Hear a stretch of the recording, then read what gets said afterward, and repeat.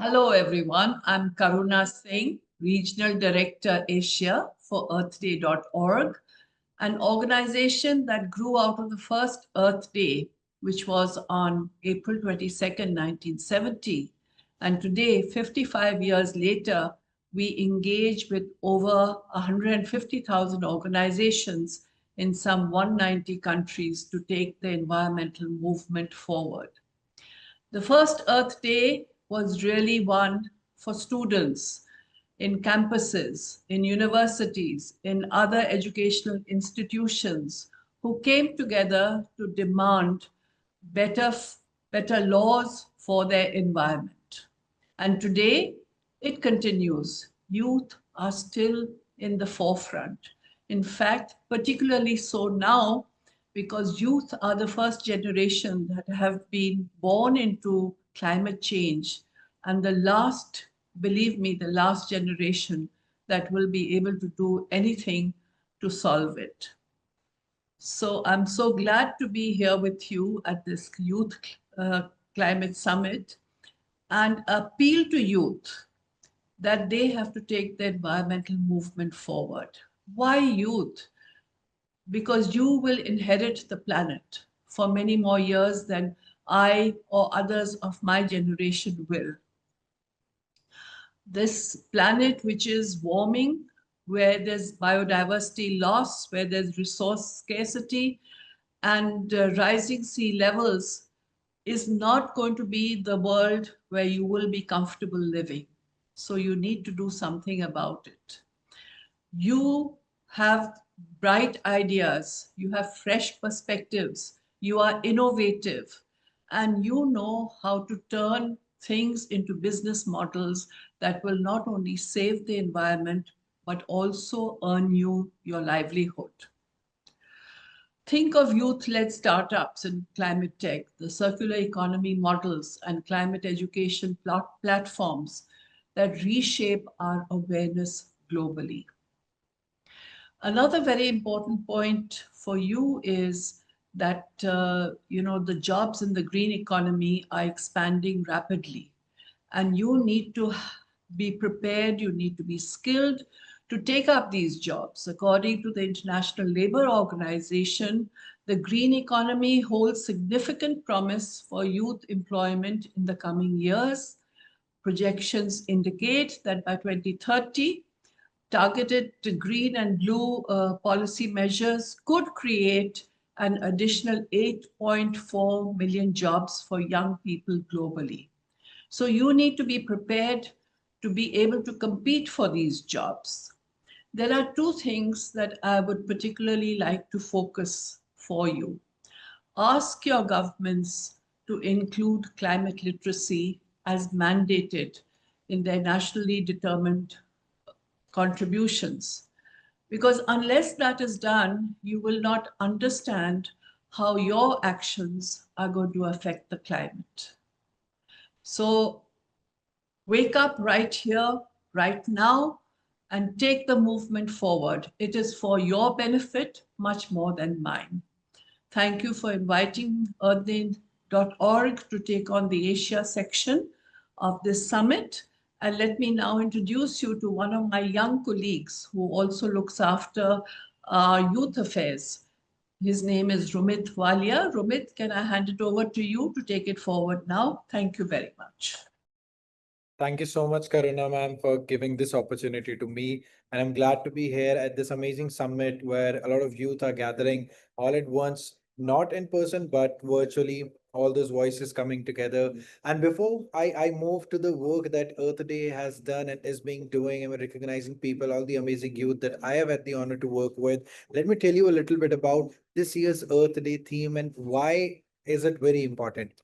The theme this year is Our Power, Our Planet. And it goes literally as well as generic as well. Like we youth, as youth, have the power to change our planet, and power like the renewable energy sources, which are actually powering our planet, is also changing day by day. And the future really truly depends on that. The theme Our Power, Our Planet has been selected in light of the urgent issue of global warming. As we all are aware, the combustion of fossil fuels releases greenhouse gases into the atmosphere, significantly contributing to global warming. our power, our planet. Therefore, calls upon all individuals, particularly leaders and all organizations, to unite to A, reduce energy consumption, and B, transition to renewable energy sources such as solar and wind. And I'm proud to say that India has been leading in one of those, and many of the countries that youth are speaking, the countries are doing so much efforts to rely on renewable energy. They're increasing their wattages, their gigawatts, and their all of their plants, big plants, government buildings, even civil organizations, they are moving towards renewable energy, and it is growing. The need for the power is growing, as well as the need for renewable energy is also there. And we as youth, I'm saying again, and I'm gonna be saying it again and again, that we as youth have the power to change our planet. So let's move to showcasing some of our projects before we move on to the speakers. That we have wonderful five speakers from five regions in Asia. I'm going to be telling you about some international, national, local to regional, things that we do, the projects that we do, efforts that Earth Day has done. And I'm glad that I'll be sharing that.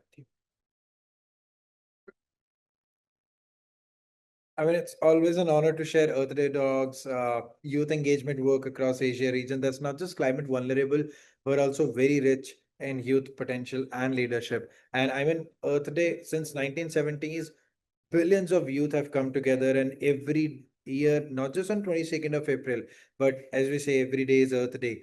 Billions of people, 195 nations, 100,000 of organization, they're continuing their work towards the planet, and the theme is like every year it keeps on changing because we focus on, so for example, this year it's our power, our planet. Last year it was planet versus plastic. But these are the key areas that everybody all the time is working. So let me begin at the global level. There are so many initiatives that I can describe here, but I would like to highlight few of them. So starting with My Future My Voice campaign, which features 231 young environmental leaders from around 113 countries. These inspiring individuals, united by a shared commitment to protect the planet, are using their voices and action to create a better future. They're not waiting for change, they are leading it. So it's not like these are our ambassadors, not just for Earth Day Network. These are actually the ambassadors of Mother Earth, the planet, and they are with themselves taking millions of people together as a community, working on their initiatives, their technological innovations, their community work on the groundwork, and that is what bringing the change. Another global initiative that I would like to highlight here is Climate Education Coalition, a powerful alliance of around 100 organizations working together to make climate education mandatory in schools worldwide. The coalition emphasizes on green jobs, technologies, and policies, along with civic engagement and youth empowerment. Because if we are to reverse climate change, climate literacy must become as basic as reading and math. And believe me, Earth Day is at the very forefront, pursuing governments of different nations to put climate education into these indices, and youth is playing a very key role into it. And let's zoom in into the Asia region, where like I also manage the youth affairs in the Southeast Asia region, and it's wonderful what initiatives are coming out of it. One of our strongest regional pushes around energy literacy. So in partnership with Energy Swaraj, we are promoting a multilingual energy literacy training course that empowers individual to understand the energy that they use, where it comes from, and how it affects the planet. This course helps bridge the gap between awareness and action, allowing people to make informed choices at home, in school, within institutions, in society. And it's just basic. Everybody, just as we said, that climate literacy, this is part of it. So being energy literate is like one of the necessities right now in life, because as I've been saying, our future depends on energy. Now, back in 2015, I'm taking you 10 years back, because that's where I interacted with Earth Day Network as well.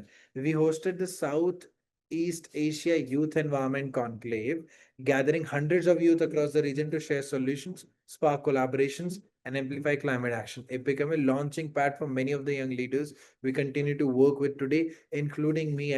I was just working with my group in a village and here and there, and the but Earth Day Network forte is recognizing people.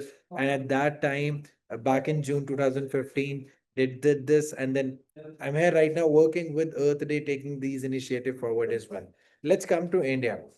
So Our national efforts have grown steadily over the years. One of our signature recognition that I would like to highlight is the Young Earthpreneurs Awards, which I've been leading here, and it's been three cohorts. The third one is happening right now, and it's like an open call for ideas. Because I remember when a lot of students are in college. When we were in college, we had these amazing ideas, but there were no recognition just for ideas. So we're like, we must have a recognition that is just for ideas, and we must help them develop their ideas into green entrepreneurship, into green businesses. So we kind of connected them with mentors and incubation centers, and that's how it became a very, very good initiative.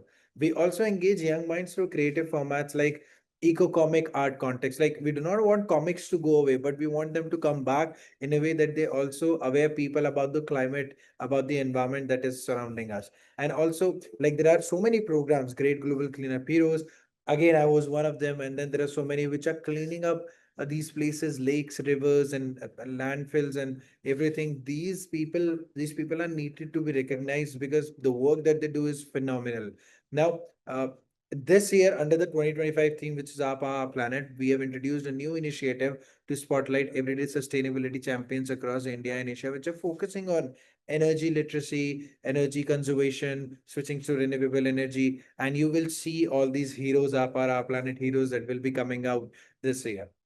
Most recently, EarthDay.org, the Network India, also partnered with the Ministry of Youth and Sports Affairs here in India for a nationwide engagement program. And it was a webinar. It was shared with millions of people, millions of youth, and the president of Earth Day, Ms. Kathleen Rogers, was invited. I was hosting the webinar, and it went very well. I mean, it's on the YouTube. I can share the link. You can watch it. And recently, before that, I mean, in the National Youth Festival, we were able to actually put forth the APA, planet, climate literacy, and all this important issue directly to the Prime Minister of India. I mean, there are so many initiatives again, but one more I would like to highlight here is we have Earth Reel contest. It is for like school students, for youth aged between 12 to 21, encouraging them short videos to make short videos on environmental themes, reaching a broad, vibrant community, because we know digitization is right there. I mean, we cannot put people away from phones. So why not use those phones? Why not use those reel to make something like a very good content around it? And in line to that, we have I mean, dozens of ebooks available, toolkits available, climate literacy handbooks, Invest in Our Planet toolkit for schools, training resources for institution. Uh, we have so many ebooks which are covering all these people that are doing the amazing work, Earth the Star, the Rising Stars. And we also very recently did on the last year theme Planet versus Plastic exhibition on indigenous art. So there were many paintings which were inspired from the indigenous art forms, and school students, you wouldn't believe, as young as 6 year old, they have portrayed such beautiful things. I mean, putting plastic into the indigenous art, how it would have been if plastic was in that area or era. You should actually see it. It's online. It's available on the QR code that we will be sharing. But at the heart of all of this, our strength lies in recognizing, connecting, and uplifting young people across the region. Whether it's a classroom in Delhi, a podcast in Malaysia, or a cleanup in Kathmandu, youth are not just participating in the climate movement; they are leading it. And EarthDay.org is proud to be walking with them every step of the way.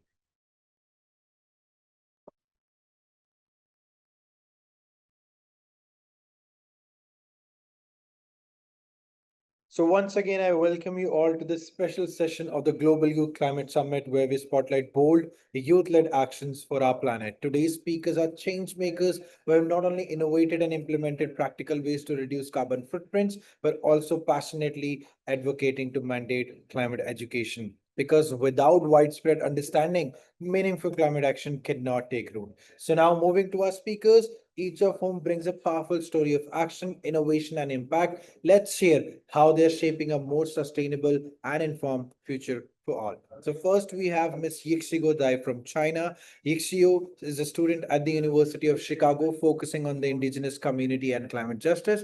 She's founder of the non-profit Climate Resilience Project in Yunnan, China, and was featured by UNDP. She has documented and translated endangered Dongba songs and also published a picture book. She has been a speaker and delegate at COP29 and Asia Pacific Climate Conference of Youth.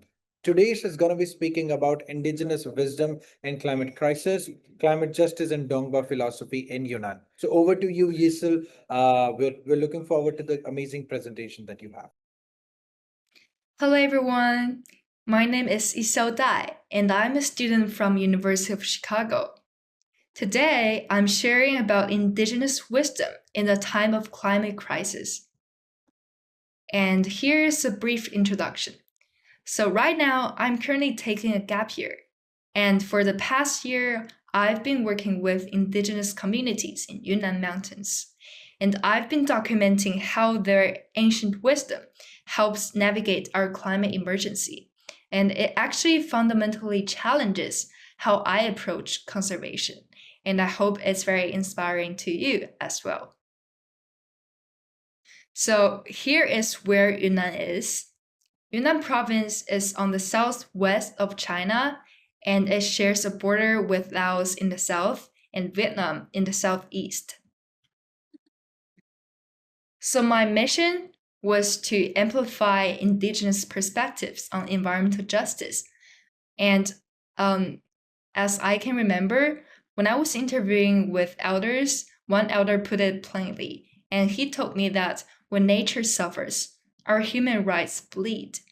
So climate issue is actually a human rights crisis. And 50 families shared their reality with me when I was interviewing.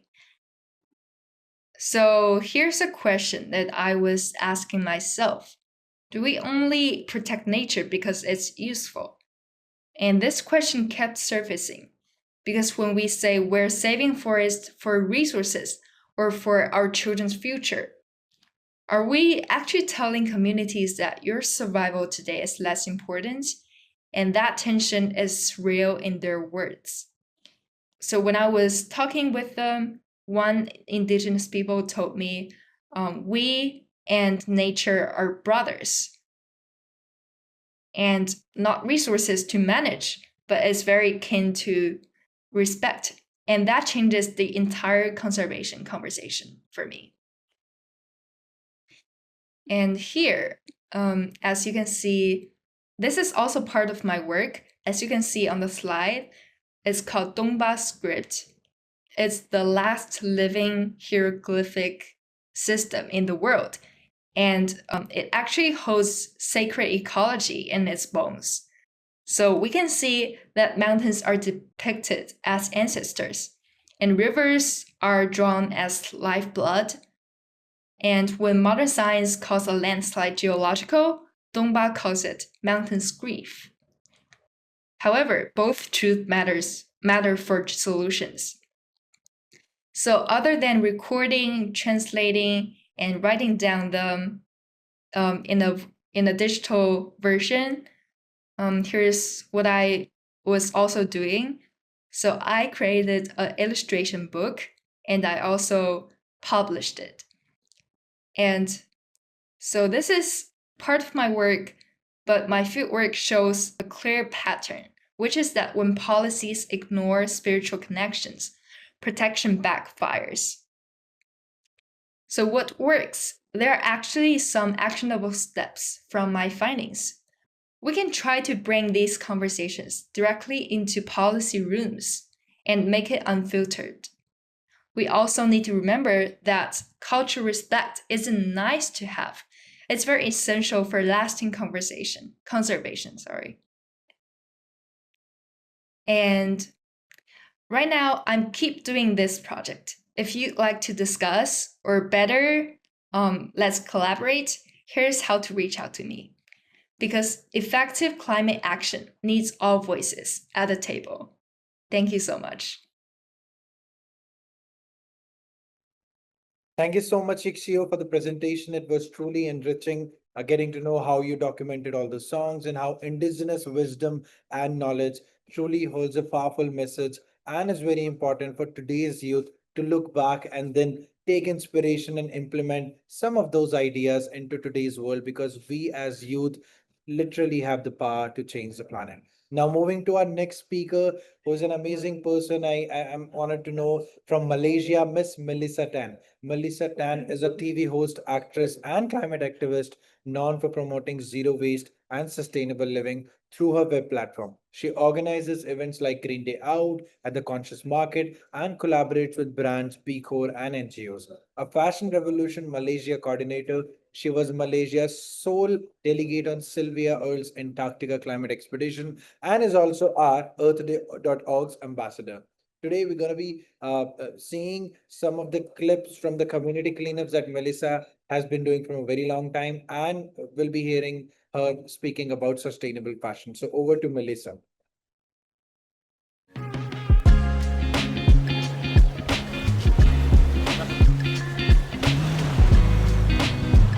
Cleanups are great. We want to get as much trash out of the ocean and off the beaches. With more than a garbage truck full of plastic waste entering the ocean every single minute, cleanups cannot be the only solution. But I believe cleanups are still very powerful. Here's how we can get the most impact out of a cleanup. We're here in Pulau Gezumbo in Penang, Malaysia, and despite no humans living here, our impact is obvious. Gazumbo is actually a very important island because in front of the island actually is a big patch of seagrass area, which is very unique environment and unique ecosystem for Penang. These seagrass meadows are very important coastal habitats and incredibly biodiverse, sequestering carbon and supporting food systems and the livelihood of the local community. They are critical to the health of the ocean. Now I know it's not just about cleaning up. Yes. What's the most important part? Data will tell us what, where and why, and then by doing the data, we are able to solve the long-term solution for this island. For example, today we have a lot of plastics. Yeah, then single-use plastic will be the one that we have to reduce. That will be served as a way forward, for example, for our no single-use plastic policies on that. Have you ever wondered where trash goes after a cleanup? Some people just throw them away and hey, it's better in the landfills than in the oceans. But we can divert as much waste away from landfills and oceans if we just sort our trash. So basically, what we are recording here for each of the bottles collected. So we separate by the bottles plastic and then their bottle caps.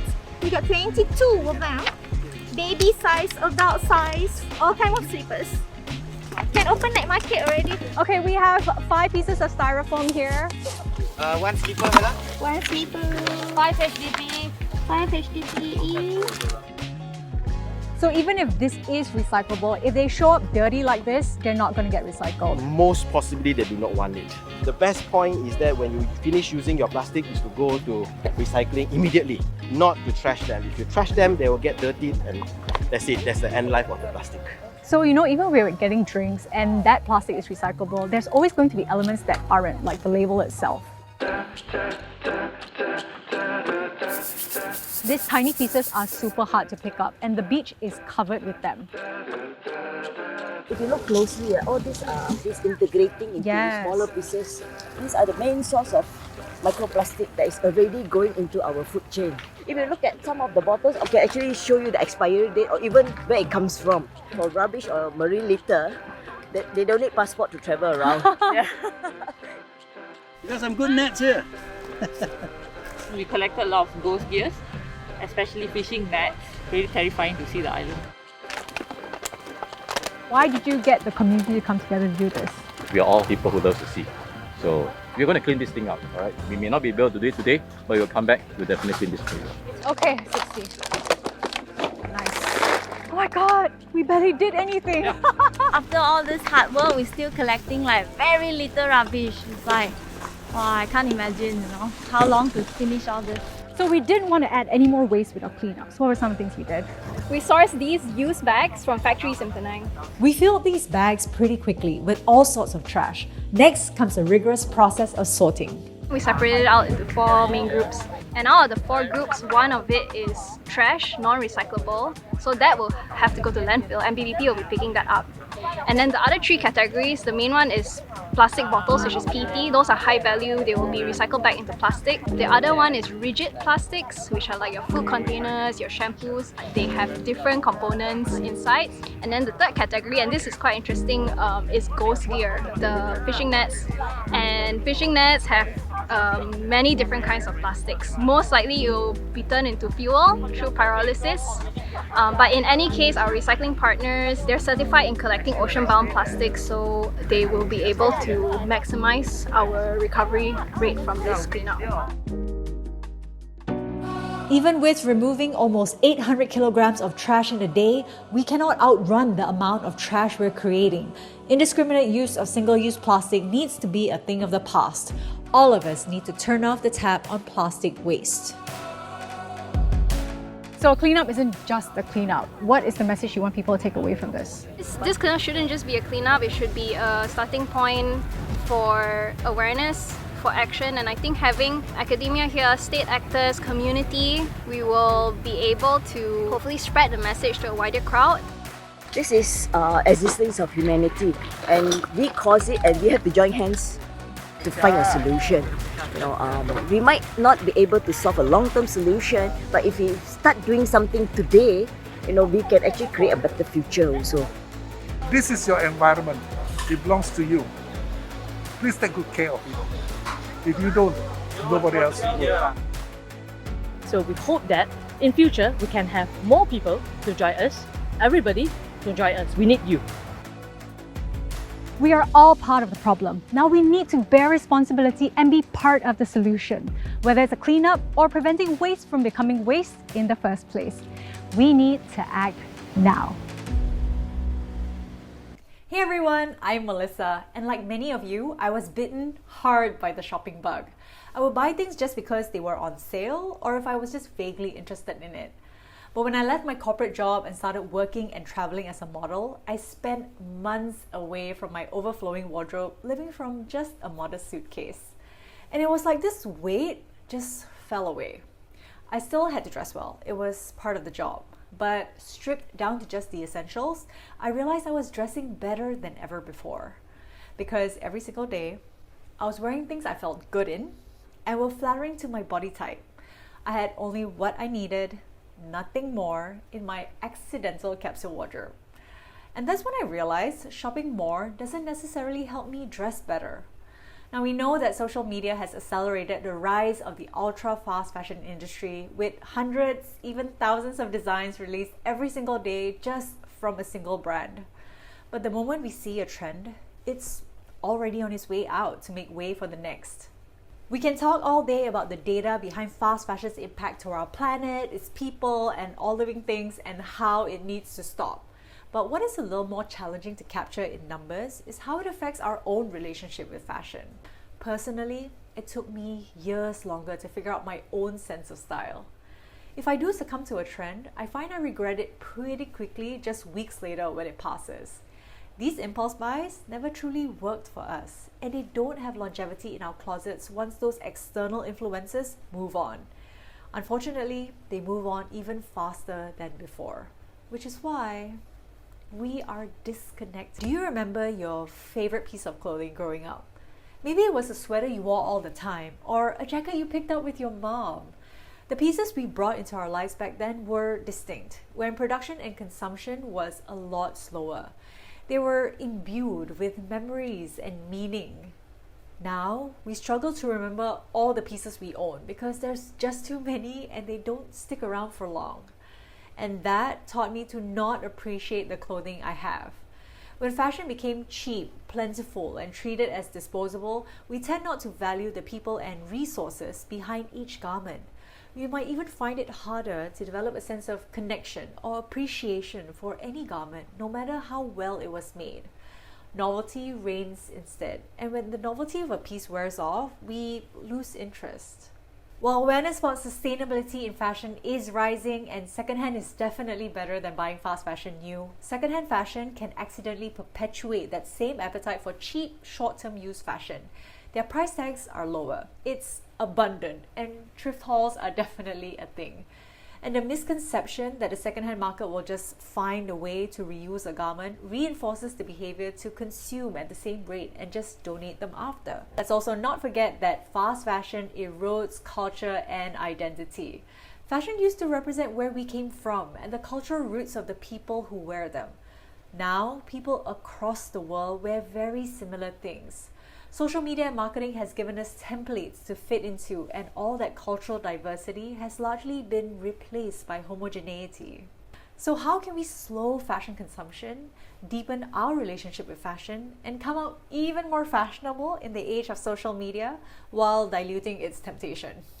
Here's what I did that really helped. Get to know thyself. Audit your wardrobe, but not to declutter.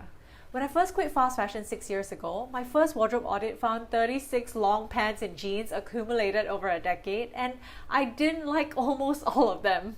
I realized we buy duplicates of the things we already own, and we also make the same wardrobe mistakes again and again. An audit helps us understand what's crammed into our closets. So I pulled them all out. I grouped them up, and then I noticed the types of styles, colors, numbers of pieces, and reflect and ask questions like, does this suit me? Would I buy it again? And does it fit into my lifestyle? This process helps me detect patterns and avoid repeating past purchasing mistakes and bring out the hidden potential of my current wardrobe. It's to set boundaries and challenge yourself. We sometimes think education, awareness, and the hard, dirty facts about fast fashion will change our behavior. And it can, in many cases. Or we can get desensitized. I find we can transcend the need for these impact reminders through lived experiences that bakes in healthier fashion habits and develops our internal motivation. Here's where setting boundaries for myself has been very helpful. Boundaries are a good thing. They give us a chance to discover what lies beyond consumption. Try a buy nothing year or a buy nothing new year. That's where I started when I first quit fast fashion. I reloved my wardrobe, borrowed, thrifted, swapped, and I just never stopped because I exercised the creative muscle instead. Thank you so much, Melissa, for sharing those wonderful videos, compiling all those, and talking to us about sustainable fashion. It truly is very important how an actress or model is breaking stereotypes and moving to sustainable fashion, doing swap. It was truly amazing. Thank you so much. So now let's move to our third speaker from India, a dear friend, Anup Paikare. Anup Paikare is the founder of Neurup Tech Solutions Private Limited, an aspiring social entrepreneur and electronics engineer. He's a graduate of Orissa University of Technology and Research. Anup believes that profit can be generated through purposefulness, innovation, and is on a mission to save the lives of millions of women globally from the harmful effects of indoor air pollution. Clean energy star is something that we proudly call Anup as well. He's our hero. He's our clean energy star from Earth Day Network India. And today is going to be speaking about his innovation and how he's doing all the amazing work. Over to you, Anup. Namaskaram, everyone. I hope you all are doing well over there, and I hope you all are healthy and happy. I am Anup Paikarai, founder of Neurup Tech Solutions Private Limited. First of all, I'm honored to be the part of the 55th anniversary of Earth Day and share my story that is aligned with this year theme, Our Power, Our Planet. But before I share my story, I have two questions to ask you all, but I already know the answers. So question number one, how many of you love your mother? Please raise your hand. And I'm sure all of you did. Question number two, how many of you want to see your mother live at least 100 years of age? Please raise your hand. And I'm sure all of you did. But what if I say close to 2 million mothers die every single year and close to 250,000 children from a problem that has not been solved from the beginning of human race?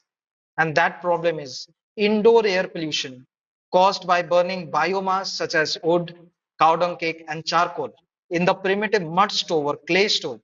And due to the incomplete combustion of such biomass, it leads to emission of toxic gases such as carbon monoxide and particulate matter.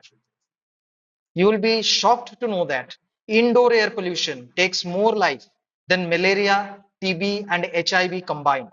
And it is one of the major contributor to lung cancer, COPD, and pneumonia, according to WHO. And close to 25% of world population, around 2 billion people, are still facing this issue in 2024. And you all must be thinking, it's a simple problem. Just distribute free induction stoves or gas stoves, and we solve this problem. We saved millions of mothers, but it is not that easy. Initially, we also thought the same. But when we were doing our survey in the rural area, we found many other factors that were not known to us. For example, in rural areas, men of the families are the major decision makers. The women do not have much financial freedom to purchase anything. They're using the wood stoves for many years, like they have seen their parents use it, their neighbors use it, their siblings use it. It has become a part of their life, not something that you can easily replace. The fuel, which is wood and cow dung, is easily available in the rural India and Africa.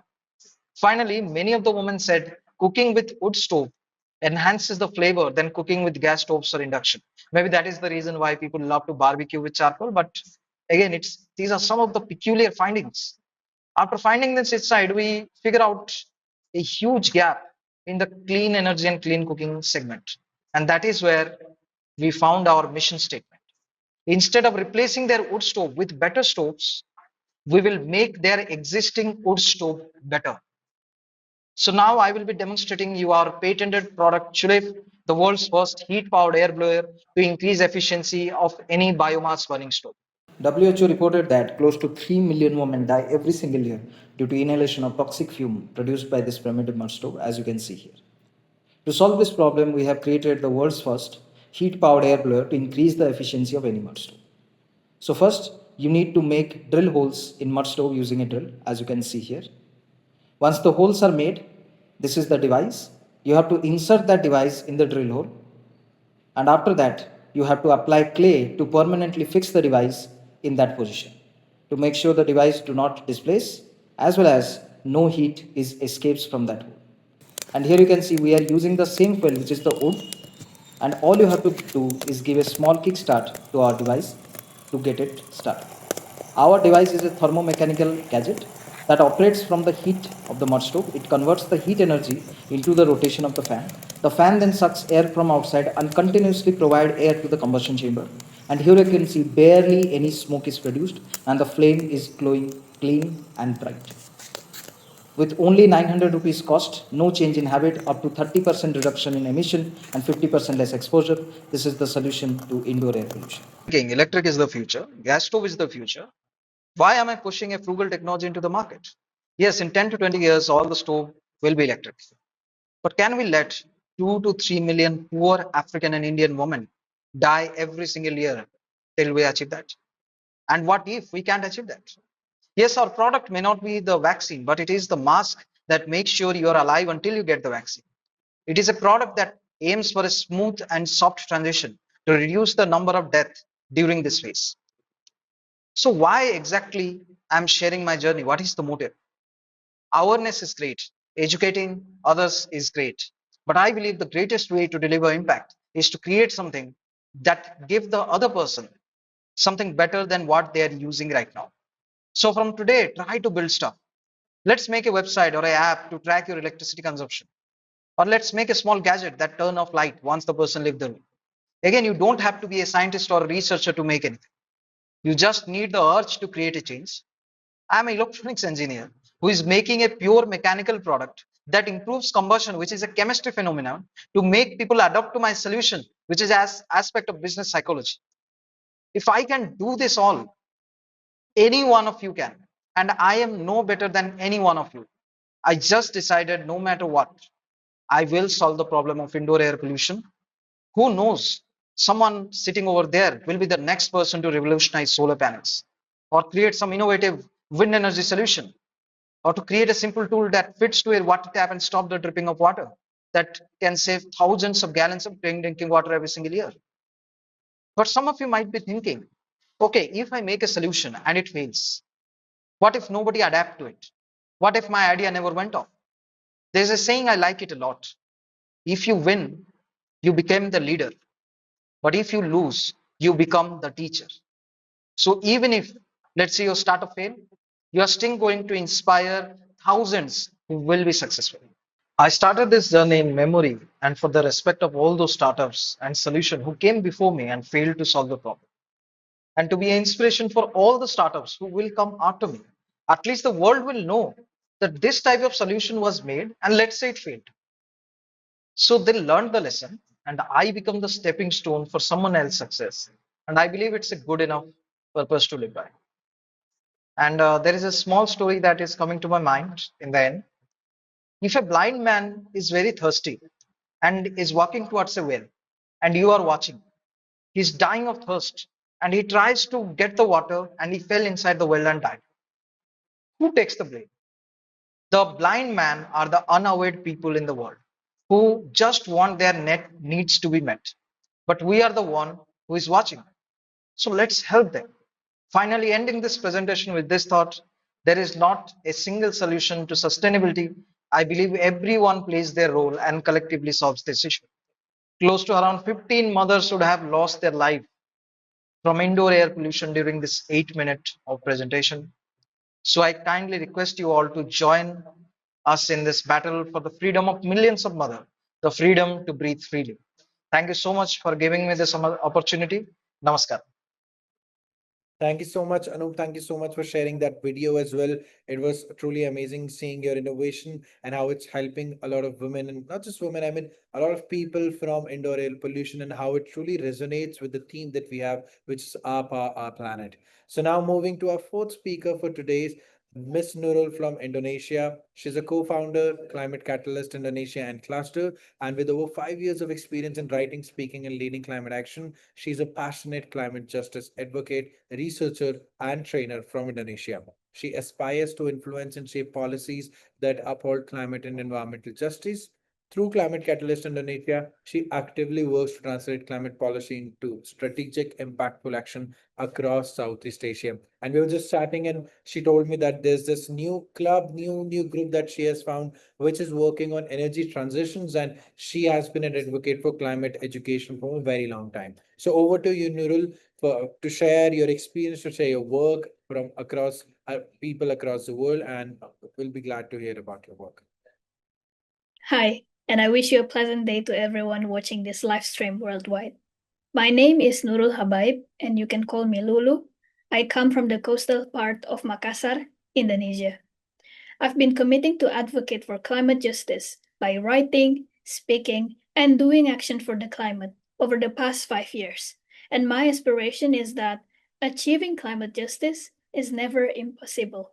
So do our rights to a good and healthy environment for current and future generations be fulfilled and fully enjoyed. Climate crisis might be invisible, but the Intergovernmental Panel on Climate Change 6 Assessment Report, or the IPCC AR6, scientifically proved how it will extremely, directly and indirectly affect us. Little knowledge about the reality and consequences of this climate crisis will obstruct humans to acknowledge the vulnerability of the exposure, the ability to mitigate, adapt, and build resiliency from the climate crisis. I always believe that any action matters, no matter how big or small it is, all contributes for the betterment of our Earth. As a trainer, legal researcher, action initiator in international to local level, the spirit for mainstreaming climate awareness and inspiring climate action to grassroots level in various fora should be our core action. Through collaboration for collective action, me and my 2 colleagues have mobilized meaningful climate advocacy actions in various nexus by co-founding the Climate Catalyst Indonesia. And our work was honored to receive the IDN Times Youth Climate Warrior 2025 award. One of the empirical challenges we found during the advocacy is the way that the society, particularly those vulnerable to the climate impacts, thinks that their living activities are distant from the effects of the climate crisis. And there's nothing that they can do to address this. Even young people and university students in my hometown felt the same. Little did they know that in 2023, the 2 rock floods in just 3 months experienced by an island 15 minutes from our shores are a part of the adverse effect of this climate crisis. We identified a huge climate literacy gap. While these issues are mostly spoken in high-level meetings and forums in big cities, people at the local level are far from such knowledge. That's the reason why we initiated the Climate Catalyst Fellowship Program. With 11 classes tutored by 16 youth experts from all over the world, it inspires 70 youth. It empowers 70 youth to initiate and lead the implementation of 30 climate actions, recorded and disseminated in our book titled Catalyst of Change. This is the implementation of our 25-page handbook of curriculum we designed, which various success stories further published by 3 newsletters. We have mentored over hundreds to thousands of young people, and one of the innovative approaches we found effective in making this climate education accessible and action-oriented for youth can be done in 3 stages. One is that given that Indonesia is culturally and geographically diverse, design and climate education contents must consider integrating components of climate education to their socio, cultural, environmental, and economic context, and it is very essential as it enables them to realize how the climate crisis is integral to their life. Second is to empower them to create climate action. We continuously offer support and assistance for students who need guidance on how to craft an impactful climate action. Therefore, such climate education doesn't stay as a knowledge, as it also transforms to action that mitigates and adapts to the climate crisis. The third is that always stick to the power of collaboration and utilize the digital tools to amplify climate realities and solutions. Through this, we are able to not only promote but also to record best practices and lessons learned as a source of inspiration among generations to come. At the end, these efforts will contribute to amplifying the voice of grassroots affected from the adverse effect of the climate crisis, to establish a climate conscious, strong, and effective intervention to polycentric issues in society through public policy as a product of policymaking processes and legislation. On another aspect, the IPCC AR6 also highlighted that the power generation, buildings, industry, and transport are responsible for close to 80% of global emissions. Similar case occurs in Indonesia, where according to our enhanced nationally determined contribution, the energy sector ranked second as the contributors of national greenhouse gases emission. Finding the solution to mitigate climate crisis through energy sector requires not only a transition to clean energy, but also ensuring a just energy transition. This has made integrating engineering or STEM-related solutions to energy transition with social, environment, economic considerations and solutions is very necessary. I always believe that youth can contribute to solving this issue. Therefore, to bridge the multidisciplinary nature of energy and environment nexus that contributes to just transition for mitigating climate change, me and my 2 colleagues collaborated to initiate the Indonesia's Energy Transition Study Club, or cluster, in bridging climate and just energy transition discourse. From Energy Transition 101 to exploring energy transition alternatives from wind, solar, waste, we have engaged with nearly 500 members from various disciplines and backgrounds to discuss and propose solutions that advances just energy transition from our 9 discussion episodes. And we vision that this cluster will become a pool of solutions offered by a network of experts in various domains of energy transitions that serves benefit to everyone, particularly the underserved and marginalized communities. Empowering society and communities and engaging public participation by social dialogue plays a key role in formulating pathways to a just energy transition and as an integral part of designing policy framework upon this cross-cutting issue that requires a multi-sectoral approach. We aspire that just energy transition will not only reduce emission, but also advances job creation, securing the current and future generations full access to the enjoyment of a good and healthy environment. All in all, I came back to the statement that any action matters. No matter how big or small it is, all contributes to our Earth. Climate actions can be done in many ways, and what we need is the willingness to commit and to act for our better climate, for our current and future generations to come. Thank you.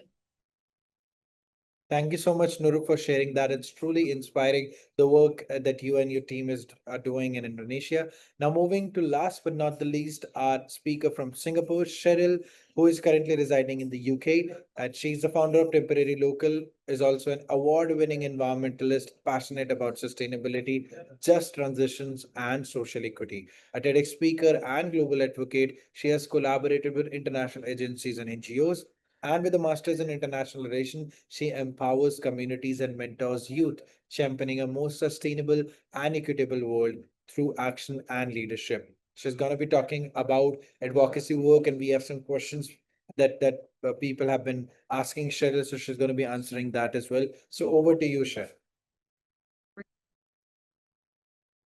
Hi everyone, my name is Cheryl and I'm honored to be here virtually with all of you at the Global Youth Climate Summit.